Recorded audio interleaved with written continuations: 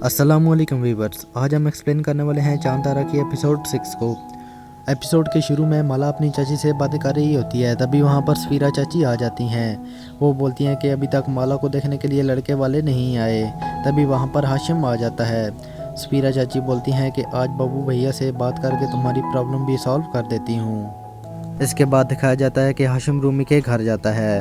वहाँ पर बातें करने के बाद रूमी की मम्मा उसे बोलती हैं कि हमारे साथ तुम फॉरेन कंट्री चलो, लेकिन हाशिम बोलता है कि मैं अपनी फैमिली को छोड़कर कहीं भी नहीं जा सकता, और ये कहकर वो वहाँ से चला जाता है। इसके बाद चांद मीर जाफर साहब के ऑफिस में जाता है और दोनों इससे पहले हुए इंसिडेंट्स के बारे में बात करते हैं। लेकिन इसके बाद दोनों बातें करना शुरू कर देते हैं। तारा के डैड चांद से बातें कर रहे होते हैं और चांद को बोलते हैं कि 20 नंबर का ऐसे लिखो मेरी बेटी की तारीफ में, उसके बाद मैं डिसाइड करूँगा कि तुमसे शादी करनी है या नहीं।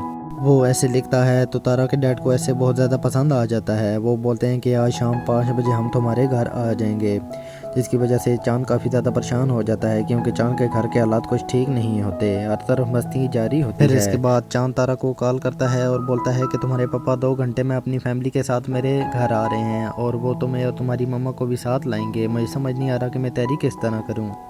दूसरी तरफ तारा की मोम बोलती हैं कि तारा चांद के घर नहीं जाएगी, लेकिन तारा के डैड बोलते हैं कि ये मेरे साथ ही जाएगी। इसके बाद वो बोलते हैं कि चांद तारा के लिए परफेक्ट लड़का है। इसके बाद वो चांद का लिखा हुआ लेटर सबके सामने सुनाते हैं। फिर इसके बाद मम्मा उसकी जाने के लिए तैयार हो जाती हैं। फिर इसके बाद दिखाया जाता है कि तारा की फैमिली चांद के घर पहुंच जाती है। वहाँ उनका हाशिम इस्तकबाल करता है।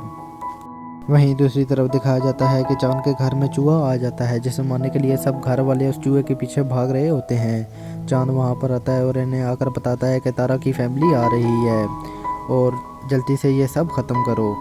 फिर इसके बाद चांद के घर वाले तारा की फैमिली से मिलते हैं और सब मिल बैठकर बातें करने लग जाते हैं।